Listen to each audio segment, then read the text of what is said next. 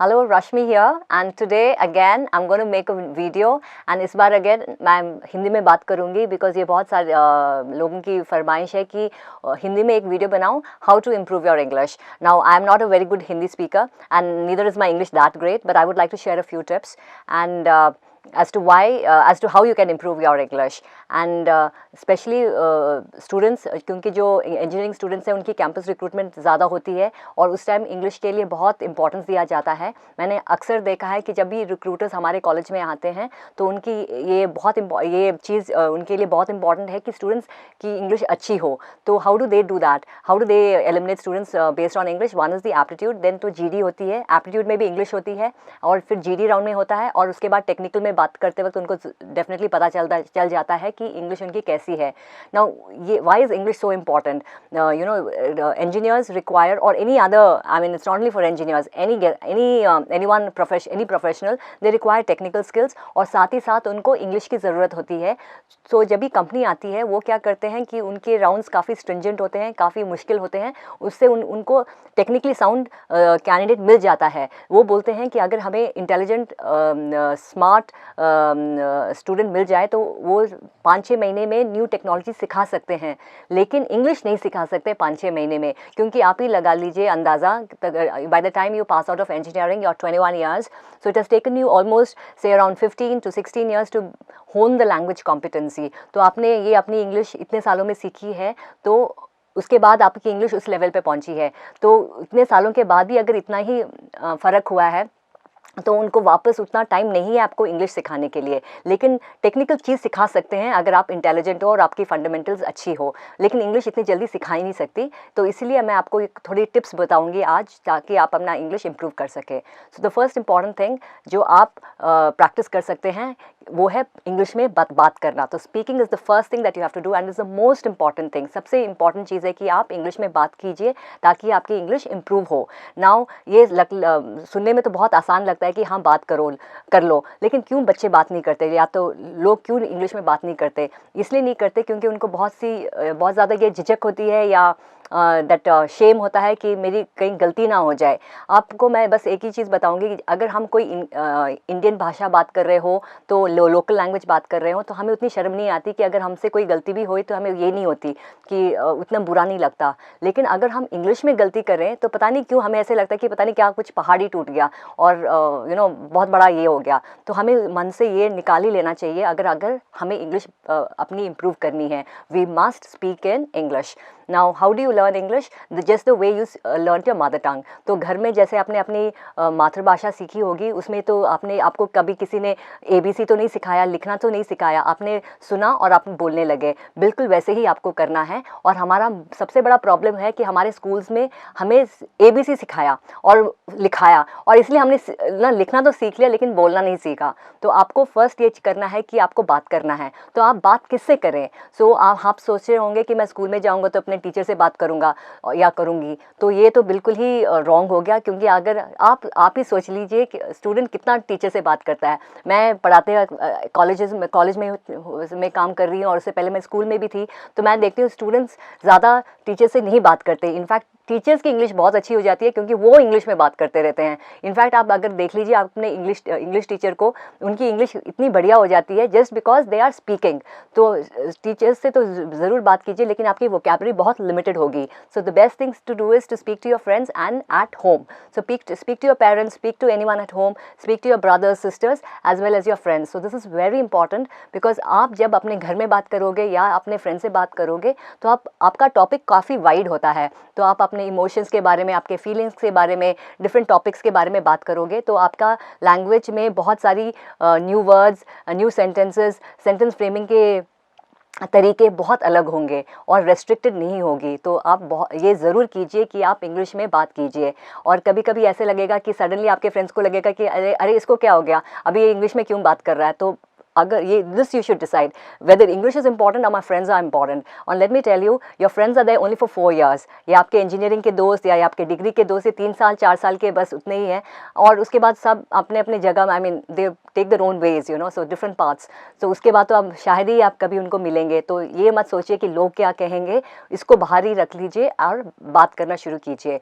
Second thing what you can do is to speak more is to take part in any of the the competitions that you have in college or in schools if you are a student, or you have these presentations, paper presentations, debates. तो इसमें आप practice कीजिए. इसमें आपको ये करने की बात नहीं है कि मुझे प्राइज़ लेना है या तो मुझे टॉप में आना है. आप बस पार्टिसिपेट कीजिए. लास्ट में भी आए तो कोई बात नहीं, क्योंकि इससे क्या होगा कि आपको बात करने की आदत हो जाएगी माइक में. और मैं प्रेजेंटेशंस के बारे में एक और वीडियो बाद में ज़रूर लूँगी, तो how to prepare and take part in a presentation. लेकिन बात करने की आदत ज़रूर डाल दीजिए. एंड प्रेजेंटेशंस वगैरह में एनीवे आपको टॉपिक को पहले ही टाइम मिल जाता है प्रिपेयर करने के लिए. You can take a speech plan card, तो काफ़ी आसान है, उतना डरने की बात नहीं है. और क्लास में भी जब भी कोई क्वेश्चन हो, आपको कोई डाउट हो, तो हाथ ऊपर कीजिए और ज़रूर अपना क्वेरी ये कर लीजिए. इसमें आपको कॉन्फिडेंस भी आ जाएगा और इतना डर भी नहीं लगेगा. Another thing which I want to talk about is Toastmasters. ये एक ऐसा ऑर्गेनाइजेशन है जो कोई कॉलेज में तो है, लेकिन हर बड़े कंपनी या हर बड़े शहर में है. तो अगर आप फाइनल ईयर के स्टूडेंट हो और आपके कैंपस में हो जाती है सिलेक्शन, तो आप जाए देखेंगे कि आपके सभी big companies will have this Toastmasters organisation, which is a very beautiful way to improve your language. So I think you should join Toastmasters. और अगर Toastmasters नहीं है तो आपका ही कॉलेज का डिबेट सोसाइटी हो सकता है, या कुछ डिबेटिंग क्लब हो सकता है लोकल, उसमें भी पार्टिसिपेट कीजिए ताकि आपकी इंग्लिश इंप्रूव हो जाए. सेकंड चीज़ जो है आपको लैंग्वेज को इंप्रूव करने हैं वो है listening. See you are talking, you are also listening. You should be listening to people who are talking in English. So that naturally, जैसे आपका फ्रेंड सर्कल हो गया इंग्लिश स्पीकिंग वाले दोस्तों के साथ, या जो आप कोशिश कर रहे हैं इंग्लिश को इम्प्रूव करने के लिए, उनके साथ रहिए ज़्यादा से ज़्यादा, so that you get to hear good English. Another thing that you can do is to actually listen to good quality TV programs. आजकल तो टीवी में इतने वैरायटी प्रोग्राम्स हैं कि आपको जो भी चैनल में आप इंग्लिश चैनल खोलिए, आपको right from cooking to National Geographic to news, everything is covered so beautifully in English, and you get to listen to a wide variety of the language. तो आपको इंग्लिश का pronunciation कैसे है, काफ़ी words, जैसे कि एक सिंपल का सा वर्ड है रेज्यूमे. अब आपका सीवी या रेज्यूमे हम जो बोलते हैं, गिव योर रेज्यूमे, तो स्टूडेंट्स काफ़ी बार उसको रेज्यूम बुलाते हैं. नाउ इंग्लिश में कभी कई दफ़ा ई तो साइलेंट होता है और कभी कभी प्रोनाउंस किया जाता है. अभी नाइफ, KNIFE, उसमें नाइफ साइलेंट है, लेकिन रेज्यूमे में E, it's a French word, so since it's a French word, E pronounce किया जाता है. सेम वे अडोब, लोग अडोब बोलते हैं लेकिन वो अडोब नहीं है, वो अडोबी है. वो कंपनी का नाम अडोबी है, and it's one of the best product companies.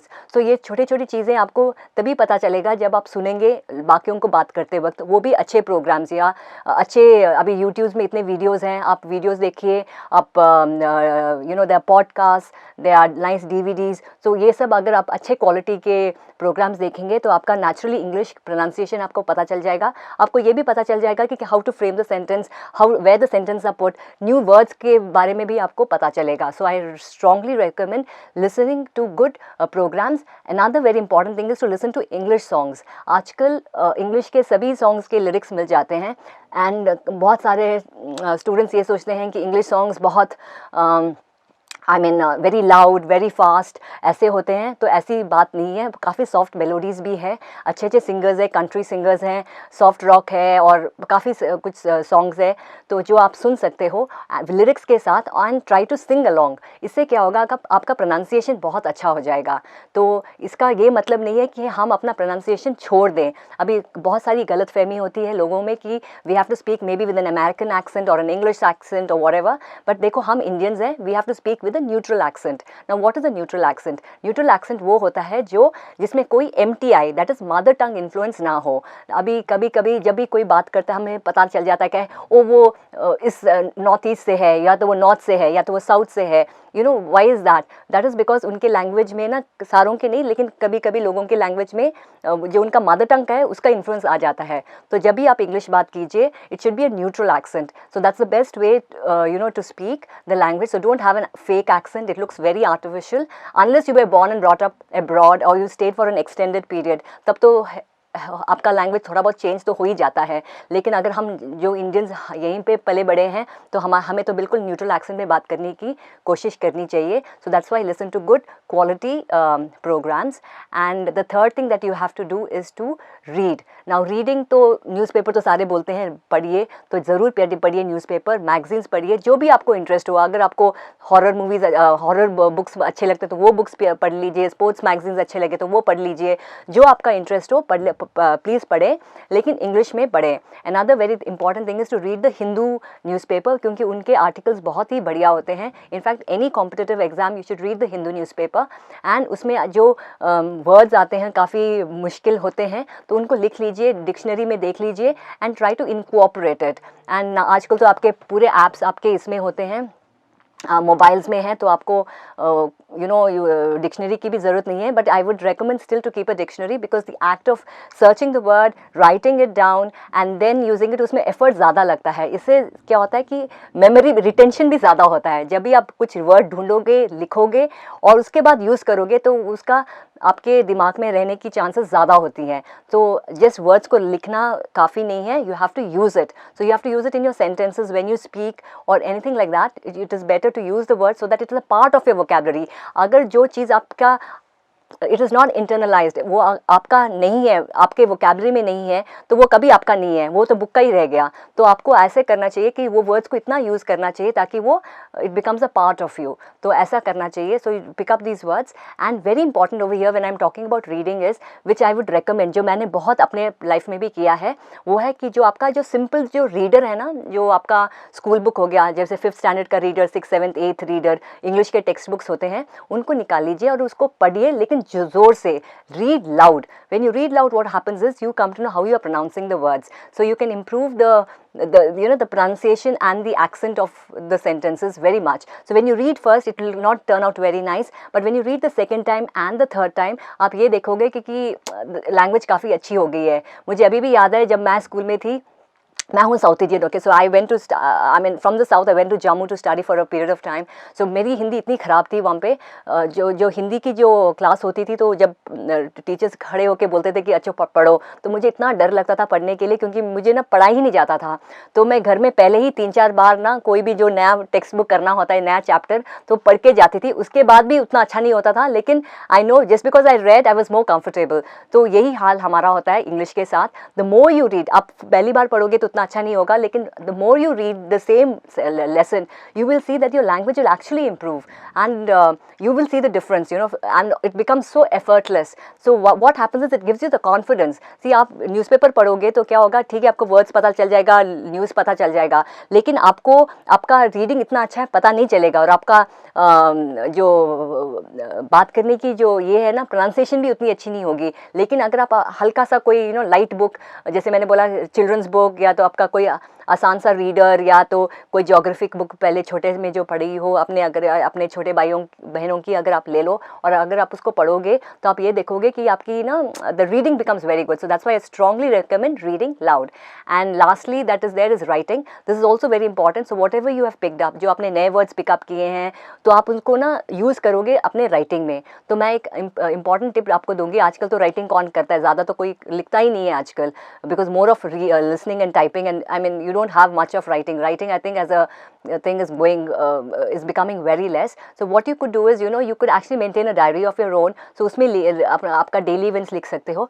Another very important thing that you can do is, which is very interesting, is to have your own blog.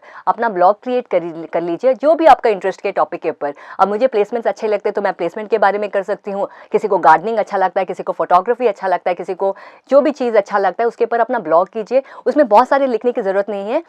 एक photo लगा दीजिए, उसके बारे में 4-5 सेंटेंसेस लिख लीजिए, एक पैराग्राफ लिख लीजिए, तो उसका आपका राइटिंग अपने आप ही इम्प्रूव होने लग जाएगा. और जैसे आपका राइटिंग इम्प्रूव होगा, वो भी आपके कम्युनिकेशन के लिए बहुत इंपॉर्टेंट है, क्योंकि written communication is as important if not more in your jobs. So these are some of the things that you can do. And last में बस मैं एक ही चीज़ बोलना चाहती हूँ. अगर आप ये 4 चीज़ों में से कुछ भी ना करना चाहो, पर एक चीज़ जो आपको बहुत इंपॉर्टेंट, जैसे एक ही चीज़ जो करना अगर आप कर सकते हो, वो है बात करना. Because if you can speak, that's the best, because उसमें 80% आपका प्रॉब्लम सॉल्व हो सकता है। जो यस बात कीजिए, जहाँ पे भी हो ये बेझिझक बात कीजिए। अब देखो मेरे को इतनी अच्छी हिंदी नहीं आ रही है, but I am still talking, I am just talking because I want to convey this message to you. So I think same goes with you. If you want to improve the language, you have to just start at whichever point you are and just start this thing. And it's a lifelong journey, you know, so it's not that, oh, I have to improve my language in just a year or so. I mean, wherever you are, if you put consistent effort every year, every day, you will improve and you'll see the difference. I hope ये आपको अच्छा लगा, and please comment कीजिए, क्योंकि मुझे पता नहीं चल रहा कि ये you know whether it's really helping you all. And if you like it, please share your comments and also tell me आपको किस टाइप के videos अच्छे लगते हैं, and kindly share. So thank you very much till we meet again.